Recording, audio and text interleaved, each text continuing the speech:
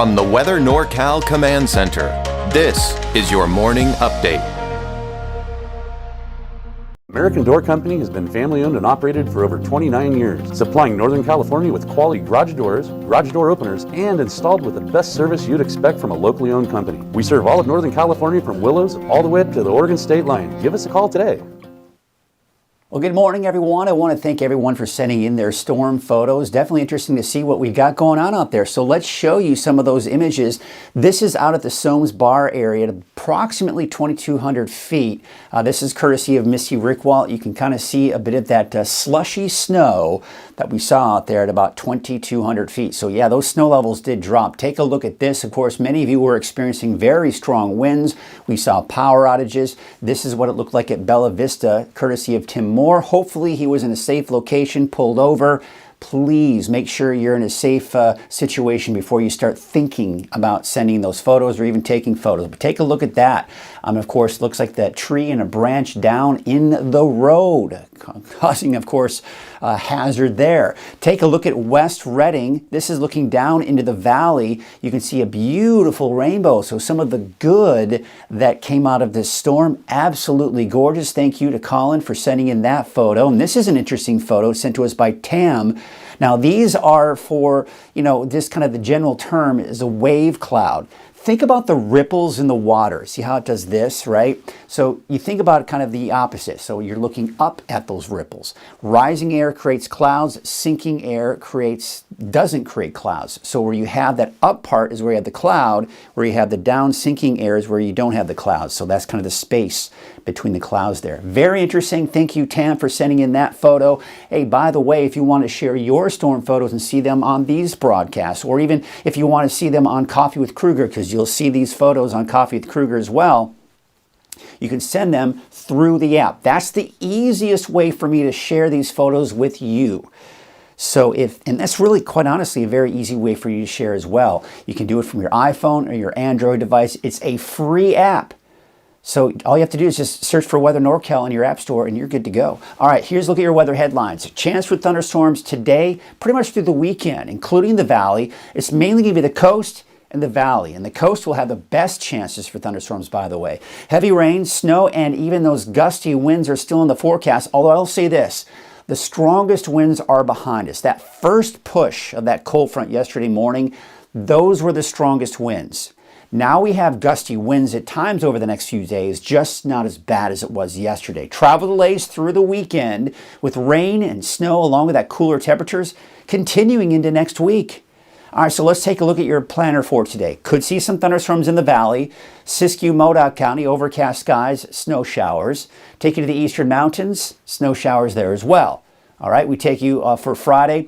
Take you to look at the north coast, chance for thunderstorms. Inland, looking at kind of that rain-snow mix. Now, we're going to see snow levels probably rise a little bit through the afternoon and then drop back down again. And that'll be the case as we take into Trinity County. So, places like Hayfork, Weaverville, I think you could eventually start to see a bit of that mix here through a good portion of the day. Here's what to expect today through Sunday. Now, this is something I've been kind of talking about here, but just to kind of really help stress it for you. Heavy snow above 3,000 feet, that's where we expect the heaviest snow. You go below 3,000 feet, say between 1,000 and 3,000 feet, we're not expecting to see as much snow, and it won't be as much of an impact, but it will still be an impact nonetheless. There will be travel delays due to chain requirements and possible closures, depending on just how bad that snow gets. The worst is behind us. I saw a lot of comments on social media yesterday saying, oh, this storm fizzled out. It was a total dud. Well, we can't talk about this storm in past tense because what we saw yesterday was the effects, number one, through the morning of a cold front associated with the main storm, which will be impacting us through the entire weekend. So we're going to see these waves of bad weather. Things get a little bit better, then we start to see conditions get worse again. So it's these waves of conditions. So you're going to see periods of heavy rainfall, periods of heavy snow, gusty winds at times. But then there are going to be times where it's dry. The sun will be peeking out. The winds will be calm. So you see these disturbances rotating around the main area of low pressure and storm, and that's the impacts. So to say that this storm was a dud is an inaccurate statement because we can't talk about this storm in past tense yet. All right, just wanted to kind of get that out there. The winds will be gusty, as I mentioned, and I do expect to see those thunderstorms as well, which could create accumulating hail, which we'll get into that here in just a second. Here's the storm timeline. Now we're talking Friday, Saturday, and Sunday. I think the high impact will be today and tomorrow. And it's mainly going to be in the form of the lower snow levels and the impact it will have on travel. So as we go through the day today, conditions are expected to get worse, especially as we go into the afternoon, and not to mention tonight and into tomorrow. Also looking at the gusty winds, which will create some blowing snow. And the main concern for blowing snow will be if you're heading out toward the Sierra, say Southern Cascades, Northern Sierra, so east of the valley. Now by Sunday, we're calling it a moderate impact because we're kind of on the back edge of this storm and conditions should start to improve, especially as we start going into your Monday. All right, so take a look at the road conditions. Now I'm going to take it about noon today. So what you'll see here is we could be looking at some snow on I-5 north of Reading.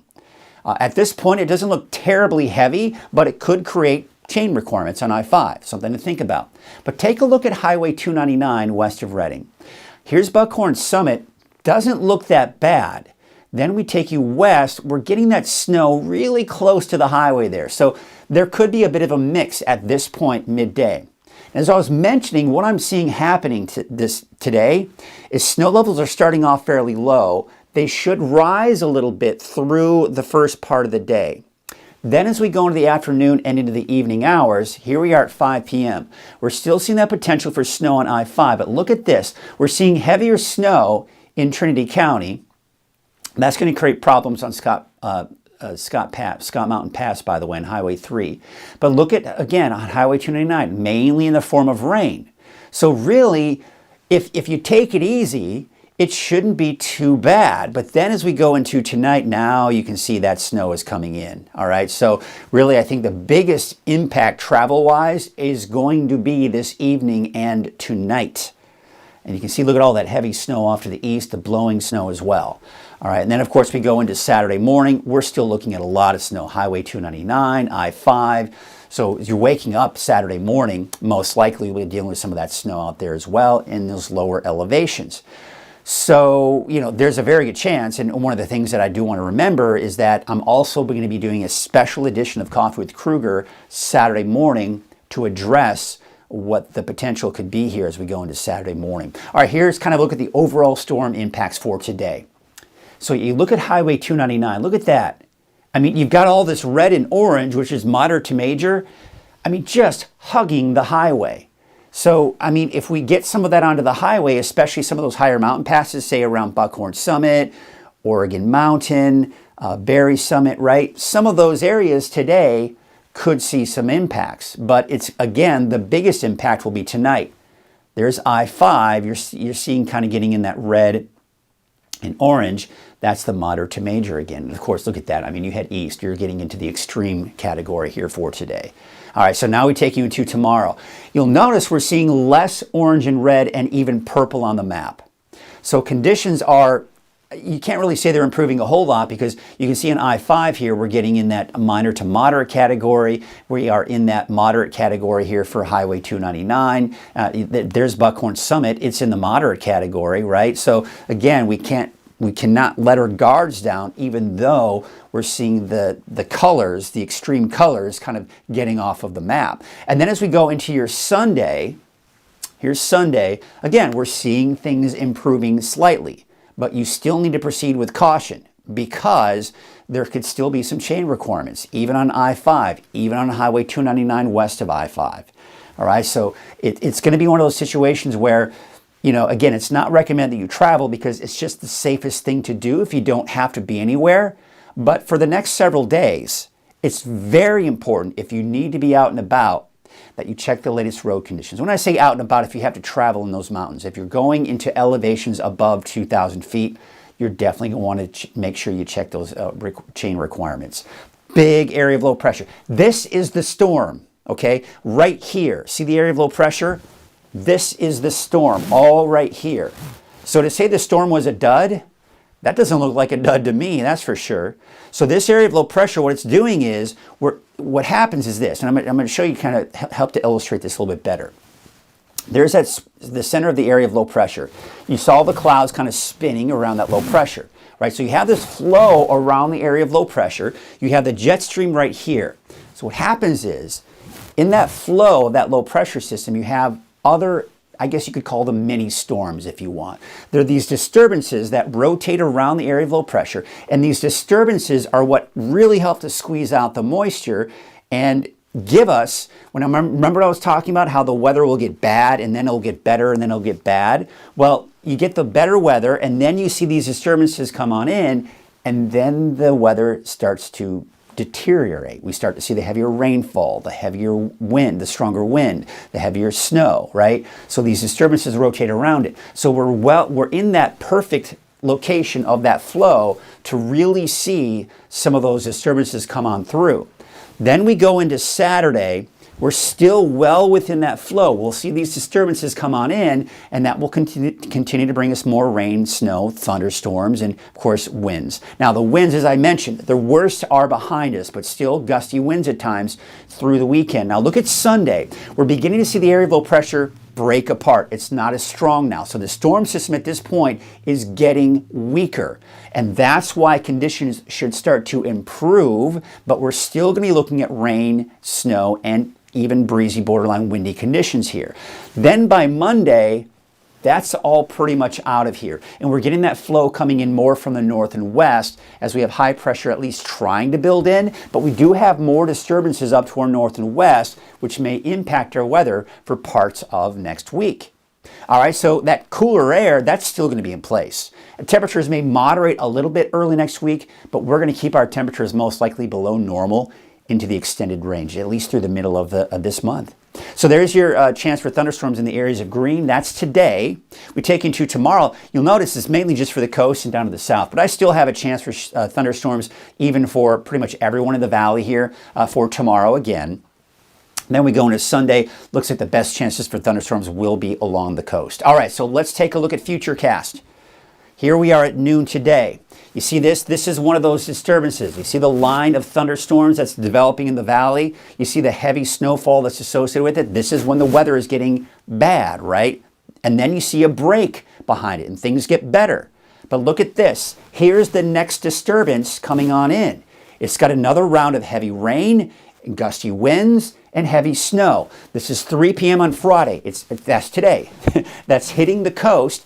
Heavy rainfall, thunderstorms. Look at the snow. It is heavy. I mean, you're talking Highway 199, Collier Pass. You're talking up all 96 here. You're talking snow, right? And now I've got snow levels 2,500, 3,500 feet. At this point, I think we're going to drop down closer to, say, 1,000 to 2,000 feet.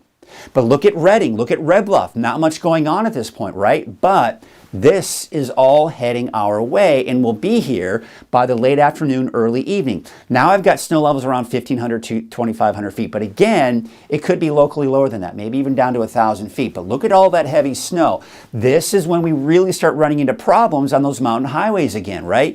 I-5, Highway 299, Hayfork, Weaverville, you're seeing the snow. Heavy rainfall, gusty winds, maybe some hail, and maybe even accumulating hail and thunderstorms and lightning, the works. Now we go into Friday night. Now that heavier snowfall is off to the east, so the southern Cascades and northern Sierra are getting hit hard with that heavy snow. But look at the little bit of a break for some of us in the valley. Look at the break that we're seeing for the coast. But the storm isn't gone just yet. Now we take you into Saturday. And we're going to broad brush those snow levels between 1,000 and 2,000 feet, but they could get locally lower in some cases here. But look at this, Saturday morning, not a lot of rain, but we're still seeing, and the thing is, we're going to be looking at heavy snow tonight in many areas. So waking up tomorrow morning, you're going to notice the aftermath of that storm and all the snow that will be on the ground, including on the highways. Of course, Caltrans will do, the best they can to keep it clear. But then look at this, as we go into Saturday around noon, we're seeing the potential for more thunderstorms popping up, but others not so much.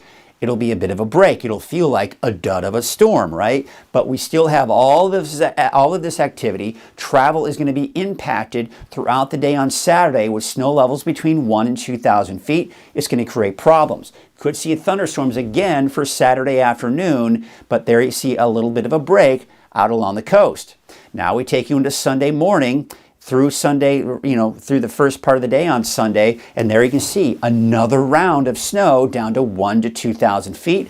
More thunderstorms popping up along the coast again Sunday morning. So you get the idea. It's off and on. You see these waves come through. You see a period of heavy rainfall, gusty winds, heavy snow in the mountains, and then you see a break. And then you see it all over again with the next system coming in behind it. So the storm totals, I'm going to show you the forecast totals, but I want you to take these completely with a grain of salt. Because when you're talking about off and on rain like this, it just depends on who sees the heavier amounts of rainfall with those thunderstorms and who doesn't, right? So based on what we're seeing here is showing, yeah, Redding may see some of the heavier rainfall, maybe not so much for Red Bluff and Corning and even Chico. But I do anticipate that there could be some areas that will see well over an inch in parts of the valley because of those thunderstorms. So the forecast models tend to have a really difficult time predicting how much rain we will see. I saw a comment yesterday when I posted the rain totals in Northern California yesterday. The thing about rain is, and I'm gonna say this, when I give rain totals, you can see an inch of rain. Your neighbor across the street may see a half of an inch of rain for the same time frame. That's how rain works. So when you have a rain gauge, okay, I get it. And that's great that you can measure the rain in your backyard. But the rain gauge that I'm using, I don't have any, I just have access to different, everyone does. It's all on the internet. But, it's from the Weather Service. There's different government agencies that have these rain gauges that are available. They may be, have a different reading than what you saw in your backyard. So please understand that. You have to look at, number one, forecast totals as just a general idea, but number two, you're looking at one particular location of a rain gauge. It's not taking into account what happened miles around it. Just something to think about, okay? So when I'm reporting something, don't go, oh, he's wrong. He doesn't know what he's doing. No, that's not the case. It's just because it's that one particular location. All right, enough of my venting. Here's a look at that winter storm warning for the areas in pink, right? That's through Sunday, 10 a.m. Blizzard warning till Sunday, 10 a.m. Again, you saw the snow that's going to be in the forecast. Now, I want you to understand what this winter weather advisory means for the immediate coast. This is not because we're expected to see a ton of snow along the coast. Okay, what it means is this. There are thunderstorms in the forecast for the coast. When you're dealing with a cold storm system like this, hail is a very good possibility. This is because we have the potential for accumulating hail on the roadways from those thunderstorms. That's the reason why there's a winter weather advisory for the coast, in particular Highway 101. Now, again, as you start heading 500 to 1,000 feet, some areas may see some minor accumulation. Speaking of minor accumulation, here are some of the snow totals that we could see. I think 8 to 12 inches of snow is not out of the question for places like Weaverville and Hayfork, maybe a little bit more than that. But again, take these with a grain of salt. Just kind of take it as a general idea. But I think we could probably even see over a foot of snow for places like Mount Shasta through the weekend. Again, those totals are not taking into account what we'll see Sunday afternoon and possibly even into Monday. Wind advisory until 4 a.m. for the valley. That's just kind of a broad brush saying, hey, you know what? It's going to be breezy, borderline windy here as we take you through Friday, and not to mention into Saturday morning. Take a look at the forecast for today.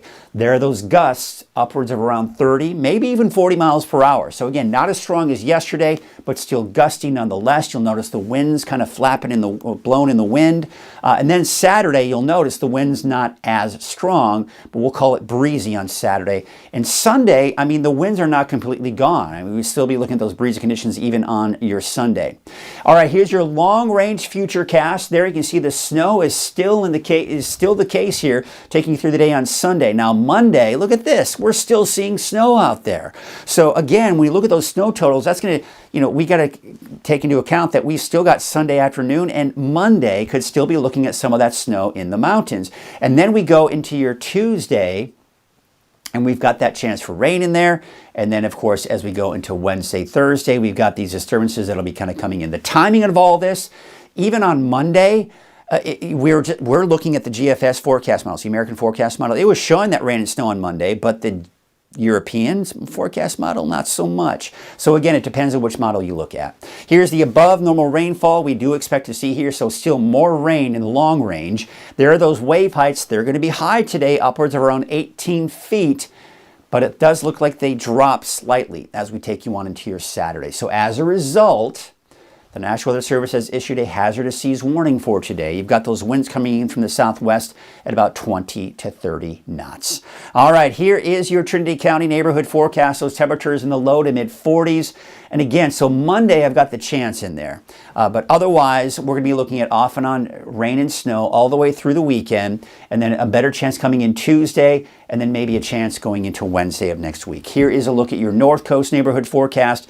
Chance for thunderstorms all the way through the weekend, every single day. 48 for Ferndale, 47 degrees for Honeydew. Take you up north with 47 for Smith River, Crescent City, Klamath, 47 Trinidad, and 45 degrees in Hoopa. Here's a look at your Siskiyou County neighborhood forecast. Etna, a high of 38, 42 degrees for Happy Camp, and 33 degrees in Tennant. Your Modoc County neighborhood forecast. 37 for Tule Lake, 39 for Calpines, and there's Alturas with about 40 degrees. And your Eastern Mountains neighborhood forecast, 39 for Bernie, 36 for Mineral, and Paradise about 44 degrees. And your Valley neighborhood forecast brought to you by Haas Farms, 57 for Corning, 57 for Orland, and there you can see Hamilton City about 57 degrees. And up north, 46 degrees for Lakehead, 46 for Whiskeytown, 50 degrees for the city of Shasta Lake, 56 for Red Bluff, and Palisadro about 53 degrees. All right, here is a look at your 7-day outlook, and there's that chance for thunderstorms today, tomorrow. Windy, still breezy tomorrow, but we could also see a mix in with those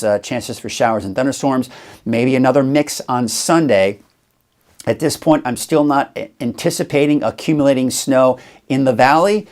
So, I know that there was talk about it a week ago that we could see snow in the valley, and it's still not out of the question, but for now, it just doesn't look like we are going to be looking at massive amounts of snow in the valley. Monday, still that slight chance for showers, otherwise better chances for showers on Tuesday, and then maybe another chance by next Wednesday before we dry things out near the end of next week.